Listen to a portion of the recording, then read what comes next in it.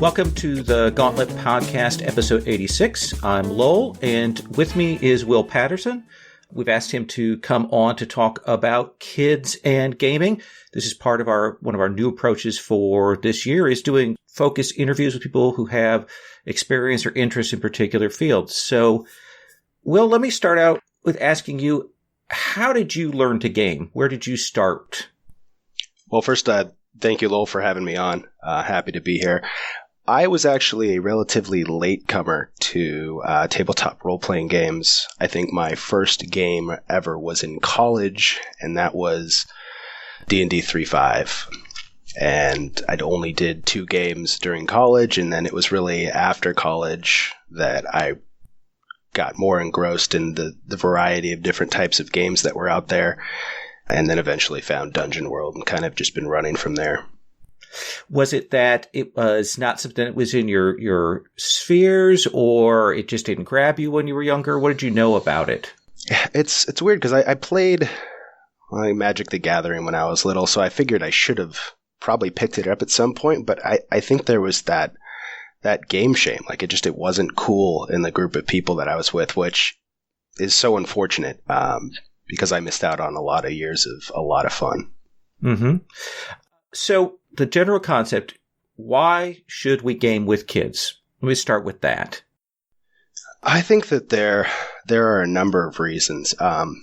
What really got me almost obsessed with this topic was when I figured out that my wife was pregnant with twin boys.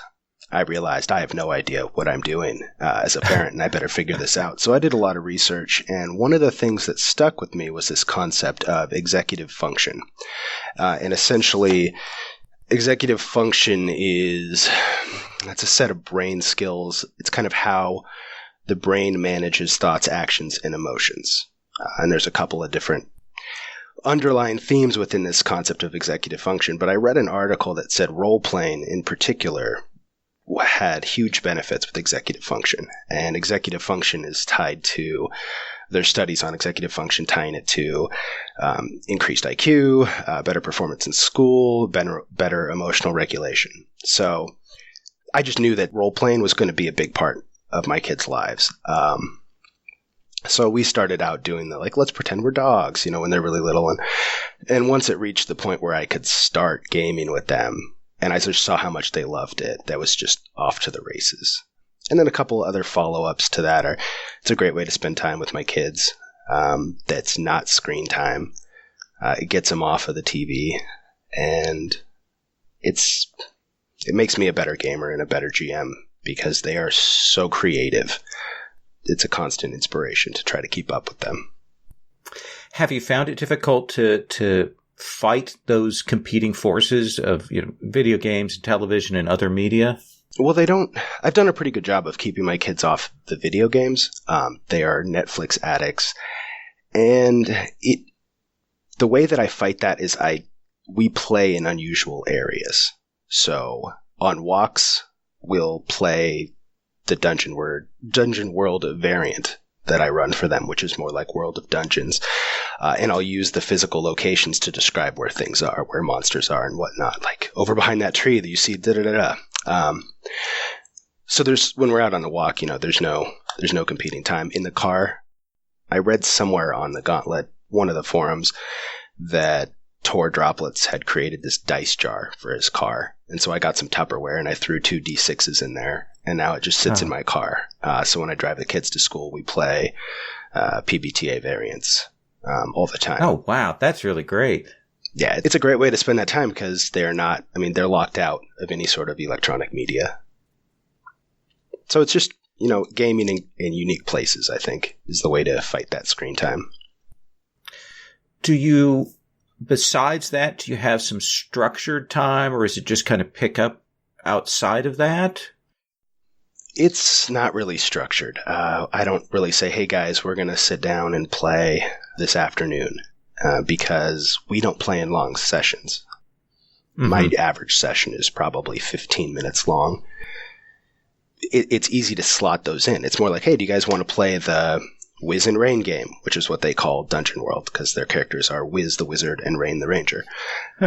So do you want to play the Wiz and Rain game? Do you want to play the Dream game, which is another variant that we've been playing a lot? And they'll say yes, or they'll say no. And if they say no, I don't feel bad about it because I know they'll say yes later. And about how old are your kids? So I have twin boys that are 5, and I also have a daughter that is just turned 3 and another that is almost 1. Okay. So the 1-year-old, I haven't really gotten her into it yet, but I've got plans. But for a 5-year-old, you're getting good feedback, good responses from the kids? Yeah, I started really early with the boys. The first game that I played was very much the rule of cool. There wasn't dice to resolve conflicts. I had a book, like a large novel, that I would read out of it, and I told them it was their book, and I would pretend like I was reading it, but really I was telling them a story about their characters. And so they decided they were Ninja Turtles flying around the universe in a spaceship that looked like a giant lion. And I just went with this. And this, I think they were 2.5 at this time. So the language was a barrier, but they can answer yes or no questions. And they got really good at saying, I push him into the river, which was their main move, pretty much. But that has led to, and they're really familiar with it. I think I get great responses from them. And it sounds you've done like a lot of thinking about this. Do you have kind of like a central philosophy of what people should be doing when they are gaming with children? Yeah, I think that session length should be minimal and not stress out too much about having something planned in advance. All of the sessions that I run for them are essentially improv, and PbtA in particular makes that so easy to do. And the other thing that makes it easy to do is ask questions all the time. I'm constantly asking them what's happening next. So really they're almost telling the story to each other. It's not just me telling the story. The second piece of advice I would have is just try to, and it's hard. It's really hard to do. Try to set up scenarios that cannot be resolved through violence. Because my kids in particular are little murder hobos. So I try to set it up where the best solution, for lack of a better term, is through diplomacy or nonviolence. And they've surprised me a lot in a lot of ways with that. You say the murder hobos. Certainly, I remember from my grade school play that we were all terrible, terrible people when we played. And we also had a lot of conflict inter-party, a lot of argumentation, and we weren't supervised by an adult. So what do you think is important about handling that kind of group conflict when you're playing? Do you mean conflict among the players? Yeah. So I haven't run into that all that much. And I think the reason that I haven't really run into it is I really focus on describing the situation in a lot of detail, because the fights that I have seen usually stem from where the two boys have a different view of what is actually happening. The other set of fight is just spotlighting. They always want to go. So one of the things, and Jason will kill me for this, but one of the things that I did in my World of Dungeons, Dungeon World variant, is I basically instituted initiative turns. Okay. Because the spotlighting was, I want to go, I want to go, I want to go, I want to go. And they would constantly be talking over each other until I instituted, okay, now it's your turn. What do you do? Here's a situation. What do you do? Here's a situation. What do you do? So while I think that Dungeon World's and PbtA's approach to initiative is fantastic, it just doesn't work for my kids. So they're pretty good about being responsive to you. How good are they, and maybe how do you facilitate their communication between each other? Yeah, I think it's still rudimentary in terms of them speaking in character to each other. I'm not really sure what to do to better facilitate that. They're good at speaking in character to NPCs, but when they're speaking to each other, it's very much they're speaking to each other by name and saying, we should do this, let's do that, let's do this. So I think that, yeah, you've identified one of the difficulties that I hadn't even really thought about.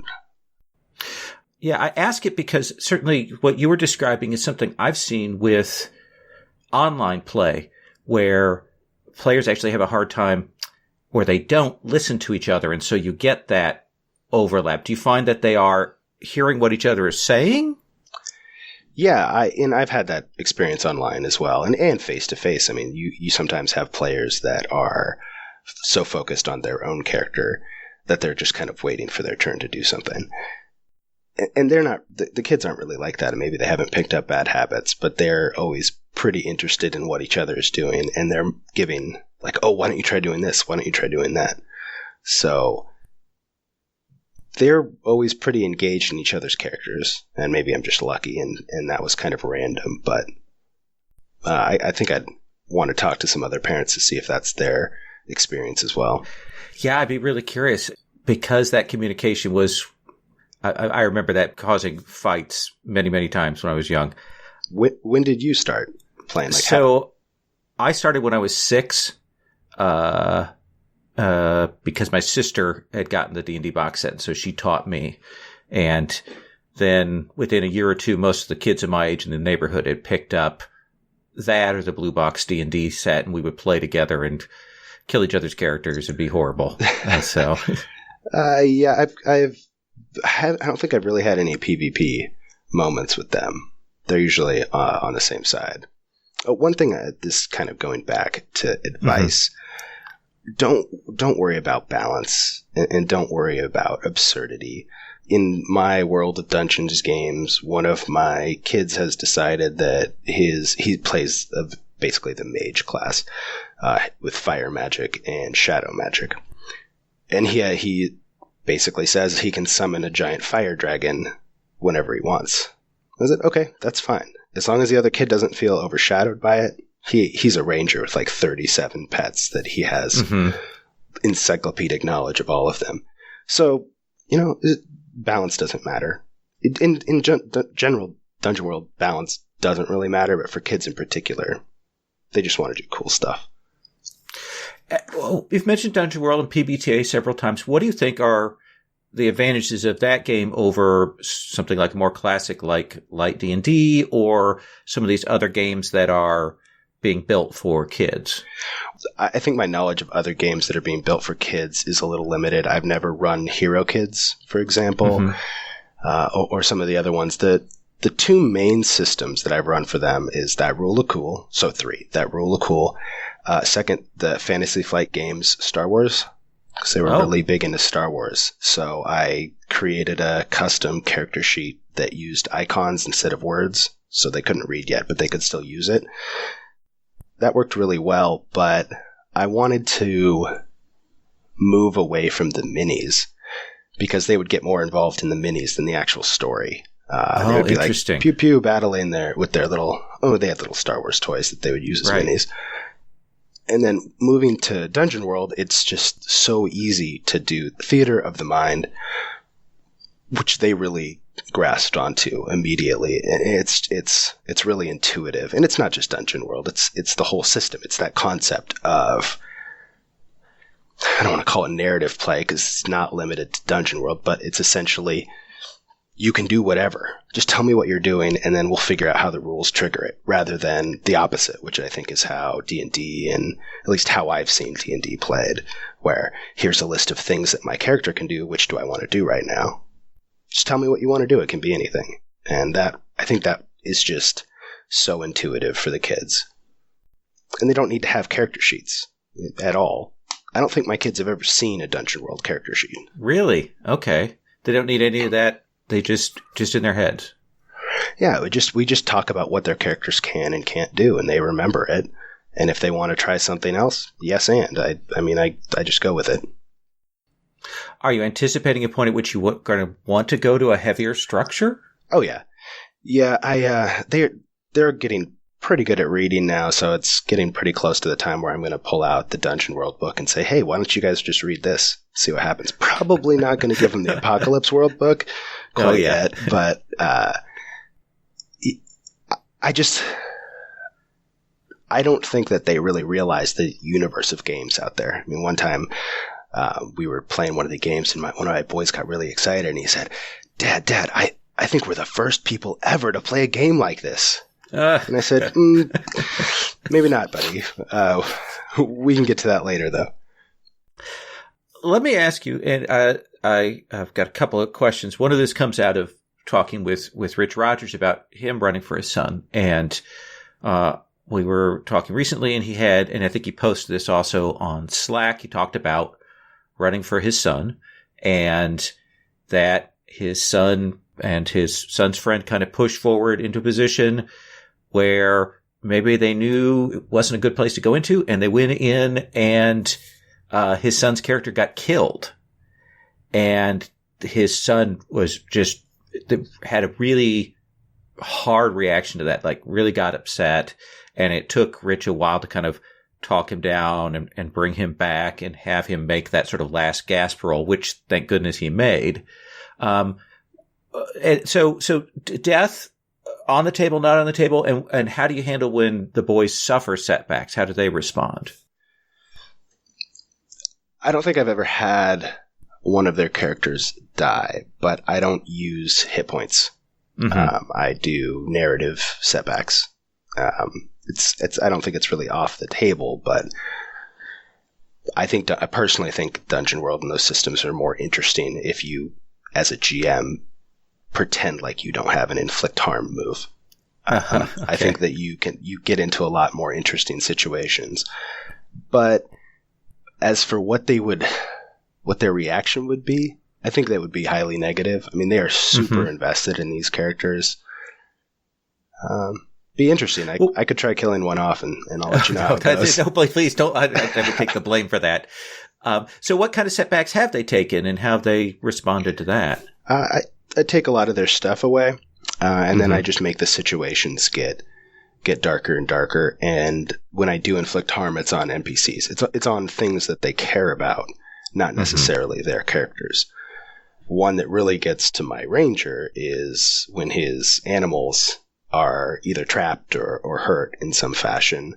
He really cares about that. So I think he cares more about that than if it was to his own character. So I try to focus on, it's cliche probably in PbtA, but harm what they care about, not their characters so much. They're always pretty good with it.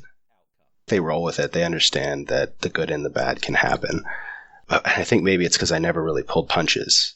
Like at any point, that's just how those games worked forever for them. So maybe that's a piece of advice for parents that are considering getting into these games. Don't do the hand-holding, right? You don't want to create that situation where the kid expects to always be victorious, because that's not, to the extent that these games are designed to teach real-life lessons, that's not one, right? Things are always going to go bad, and your job is to figure out how to get around it. How about the question of tone and where the game can go or can't go? I mean, within the sphere that you're doing, you talked about it being darker. How do you handle that? Well, tone is silly. I mean, it's going to be silly. I don't think, and again, these are 5-year-olds. Maybe when they're 8 or 9, we could talk about having a serious tone of a game. But right now, I don't even see that as a realistic goal. But in terms of how dark it gets, like I don't graphically describe the results of hits or anything like that. I mean, when they defeat an enemy, the enemy basically like lays down and falls to sleep, regardless of what they used, whether it's a sword or their magic or whatever it might be. So it's going to be silly, and I think you just embrace that it's going to be silly, and please don't narrate like gruesome death. Like that shouldn't probably even need to be said, but I don't think there's any call for it. Another way that we play when it's not just the whiz and rain game is I'll say, hey, let's play the dice game, which is their kind of general idea of what these games are, is the dice game. And I'll say, okay, who are you? Who are you? And they'll say Batman and Robin or whoever it might be. And there's an understanding at the table that if you are Batman, you can do the things that Batman can do. Right there, you don't need a playbook for doing that. I even kind of sometimes say, all right, if you're Batman, if you're doing something that Batman would be super good at it, take a +2. Otherwise, take a +0. And you can just completely bypass the need for any specific system. it's kind of why I just love the World of Dungeons concept of everything is just one move. And that's why it works so well for the kids. So you've mentioned focusing on description. You've mentioned short time. You've mentioned not worrying about balance. What would you say are the other sort of key features for you, maybe differences between running for kids and running for adults, or things they need to focus on? For adults, I always have the X card at the table. There's a lot more, I don't want to say baggage, but everyone comes to the table with a lot more in terms of experience. And you're running for people you don't necessarily know. Like, I know my kids. I know what sets them off. I'm not going to have one of my kids fight water elementals. For some reason, that's just, every time he's scared to go to sleep, it's because there's some sort of water monster. So I'm not going to throw a water monster at him. So it's know your audience. Don't target those things that give them nightmares unless your goal is specifically to show them ways of overcoming nightmares, which may or may not be a good idea. I'm not sure. It's a certain point you'll have your daughter of age, and do you anticipate sort of bringing her in with that? Do you have some ideas about how you want to handle that? Yeah, I've actually already started with my daughter, but we play a very different game. Are you familiar with Vincent Baker's The Sundered Land? No. So the concept, it's designed to be a game that can be played on like Google Plus, and the main character, whoever is kind of running the game, is the character, and you are going through this desolate wasteland and trying to make it across. And you ask questions, yes or no questions or open-ended questions, and anyone can respond, but they have to answer directly. And their goal, everyone else's goal, is to kill your character. But they're limited in that they have to respond only directly to your questions. So I use that to inspire a type of game that I play with her, which is essentially I do that. I am the narrator of whether it's me going on an adventure in the backyard or it's her going through the woods, and I ask her yes or no questions directly so that she is controlling what is actually happening. Like, okay, you're at the back door. Do you want to go play on the trampoline? Yes. Okay, then I kind of describe what happens there. And it's very rudimentary, but, I start them young. I think if there's any lesson or any pearl of wisdom I would want to get out there is your kids aren't too young. If they can talk, they're not too young. They'll surprise you. And then I've also tried the Dungeon World thing with her, and she gets it.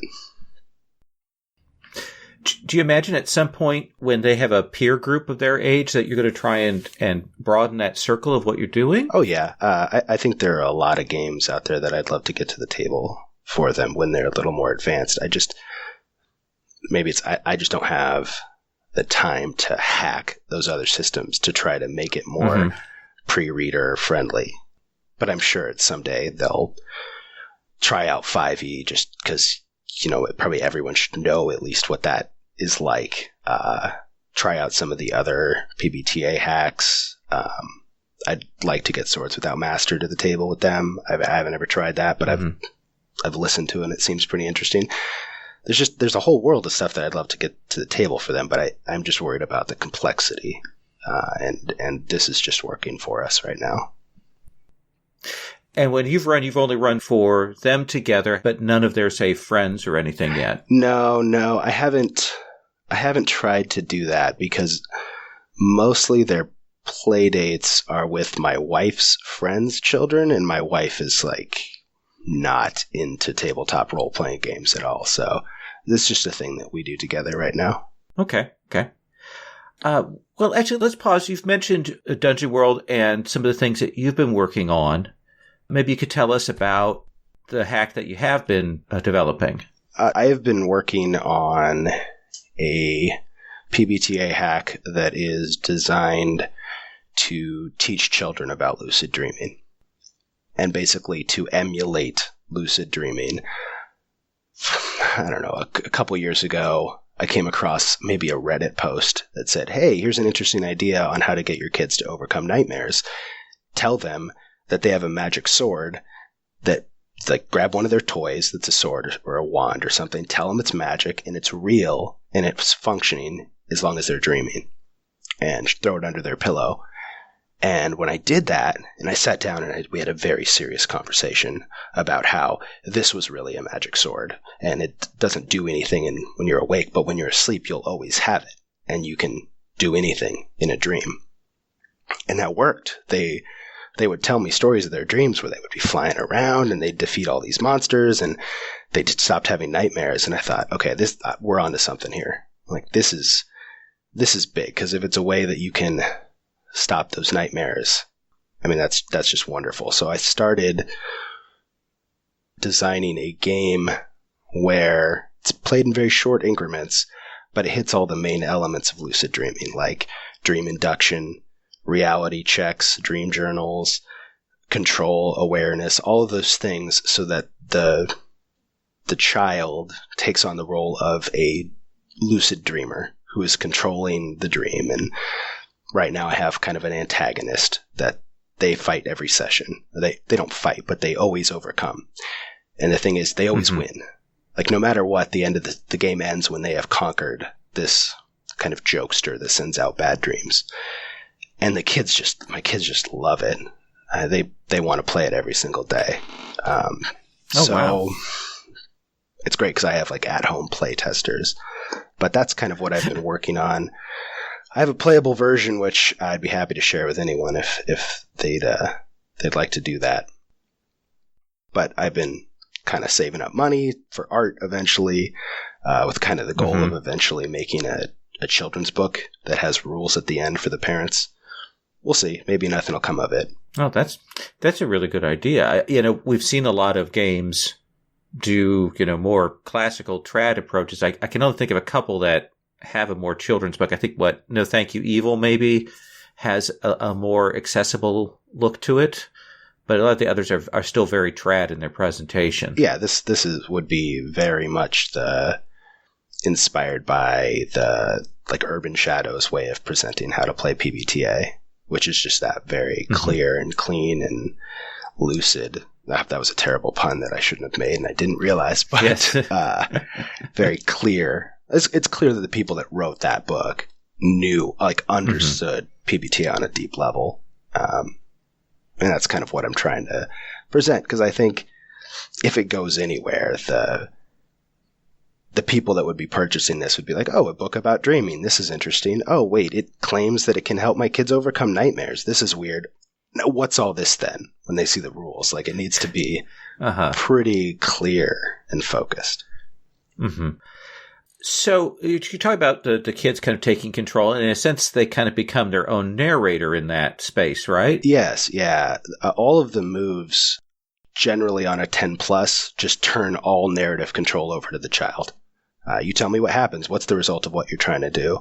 And you are trying to give as much narrative control to the child as possible, because you're trying to feed into that idea of you control the dream. The dream doesn't control you, which is what I constantly trying to teach them. I guess the idea really is when you're playing, you are practicing. Like, this is what a lucid dream is like. It's kind of hard to describe, but it's working so far.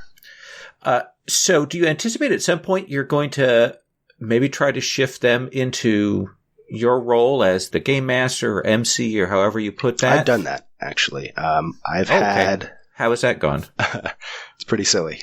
Honestly, it's pretty silly. Okay. So we started a second campaign where they would kind of trade off GMing, and I played my same character that they made for me years ago, a fighter named the Greatest Warrior, and they would run me through adventures, and it would get gonzo real quick. But what I did is I sat down and I said, look, if you're going to run this game, you need to think about two things. One is the danger. There's always something dangerous around, and your job is to describe it. And there's immediate danger, and there's danger somewhere far off. And for anyone who's familiar with Swords Without Master, I think that's the thunder and the storm, right? Mm-hmm. And by having them focus on that, they just got it. Like, the dangers are weird and sometimes overwhelming. Like, I've had to fight 11 million orcs before. But that went okay still. But, I think you got to give your kids more credit than you might think. Like, you give them a chance. I mean, as long as you've been doing this for a while for them, they're mimics, right? That's how we learn. We mimic. And you'll be surprised at how well they do. It's interesting because some of what you seem to be saying is kind of giving them some tools for reading stories, for looking at how stories function, about how they have a present danger, how they have a forthcoming danger. That's really interesting. Yeah, I also get them to kind of think about the shows that they do watch in that context. Like, they recently got into Avatar, The Last Airbender, the cartoon version. And I very early on explained, like, this is an adventuring party. Like, one of you could be Aang, one of you could be Sokka, one of you could be Katara. Those dangers are, you can identify them. Like, look, what's happening right now? Well, he's got to defy danger. He's fighting. Or he's got a role. He's fighting. Right. And I think that helps put them into the GM storytelling side of it, which is, it's just really cool to see them tell their own kind of story. That's really neat. I love the idea of giving them a new lens to approach that. So, other thoughts that you definitely want to hit here? I think we really went into why play with your kids. We talked about the executive function. And the other thing, if you can get them in groups, the teamwork aspect is just fantastic to see them solve a problem together and discuss a plan. Let's do this, let's do that. You go this way, I'll go that way. From a very young age, they started doing that. And, that, I don't know why you had a different experience when you were 6 and you guys were just like trying to hurt each other. No adult supervision, no modeling of good behavior, I think. Yeah, that's probably true. But at the same time, like, I hadn't really modeled being a player for them because I was always running. But I guess I did, like, if they started fighting, say, well, how are you going to work together to solve this? You both have different tools. As far as anything else, I would really recommend playing in unusual locations. Some examples I gave were in the car, on walks. One that I love is in lines in amusement parks. You always kind of get weird looks from people, like, what is that group doing? But my kids don't get bored in line. I don't have to deal with those fights. Oh, that's and great. If you don't have dice, just rule of cool it. They're fine with it. Oh, let me ask you one last question about this then. Can you give me what is a moment when you were running that really sticks in your mind with the kids? Is there a scene or a bit or something that you were really pleased with how it came out? Yeah. Okay. I'm a big proponent of giving scenarios without thinking about solutions. It is not my job as a GM to decide how something can be solved. I will give them puzzles and situations without giving, and this goes for my adult players as well, without really any consideration to how something's going to be solved. Rely on the kids, right? One that stuck out to me is I had set up this situation where the sharks and the dolphins were fighting. Like, there was some sort of war going on. And I thought they would side with the dolphins against the sharks and just fight the sharks. And because they had always been murder hobos. Let's go kill the sharks. But instead what they did is they went over to where the sharks lived and they said, hey, can we talk about this situation? Why are you fighting the dolphins? I was like, well, I better come up with a reason why they're fighting the dolphins. Food scarcity. And they're like, oh, okay, so there's not enough fish. So their solution was they went up onto a nearby island and convinced a group of monkeys that they should throw food into the water, and that the dolphins and the sharks would protect them from other sea creatures so long as they were giving them food. And all of a sudden everything was peaceful. And I was just amazed at that solution that came across. I mean, of course, I'm going to let it work, right? Because it's creative and it's not murder hoboing. But this was when they were 3. Like, that's the idea they had. Wow, that's great. So that's one. Yeah, that's one that really sticks out.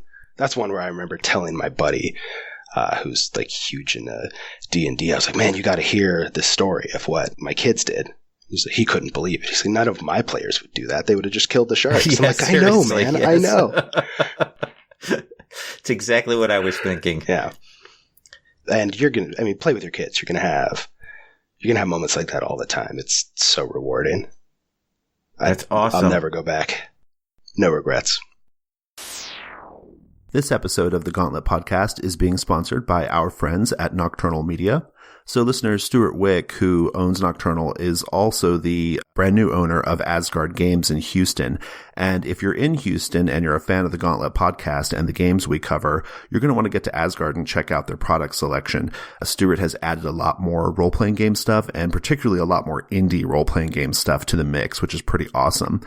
The last message I got from Stuart, in fact, he told me that he was presently surrounded by shelves that had games like Night Witches and Fiasco and Microscope and Dread on them. So go check that out if you're into indie gaming and you're in Houston. Also at Asgard Games, Gauntlet Houston, which is our face-to-face group and kind of where we got our start, they are running Blades in the Dark on Sundays now out of Asgard Games. And so that's something you might want to keep your eye on because we might be doing even more games out of Asgard, which would be pretty cool. So yeah, if you're not in Houston though, and you want to support the show by supporting Nocturnal, go check out their website. We'll have a link in the show notes. So let's get back to the show. And thanks again to Nocturnal for sponsoring us. Will, thank you very much for taking the time out to talk with us about this and your strategy with the kids. And I hope you'll be able to put that out there so that people can take a look at it. That sounds really fascinating. And the connection to lucid dreaming, I certainly hadn't made that. That's really sharp. Yeah, I'd be happy to get that out. And thanks for having me. This was fun. Listeners, that's our show. You can follow the Gauntlet on Twitter at Gauntlet RPG. Of course, you can check out our podcasts at gauntlet-rpg.com. We have Plus One Forward, the PbtA podcast, as well as Discern Realities, a number of others. The Gauntlet also has a Patreon. You can find us at Patreon.com/Gauntlet. And please subscribe and rate us on your service of choice. Will, thanks again for doing this, and I look forward to hearing more stories of this over the next few years. I'll be happy to share them. Thanks again.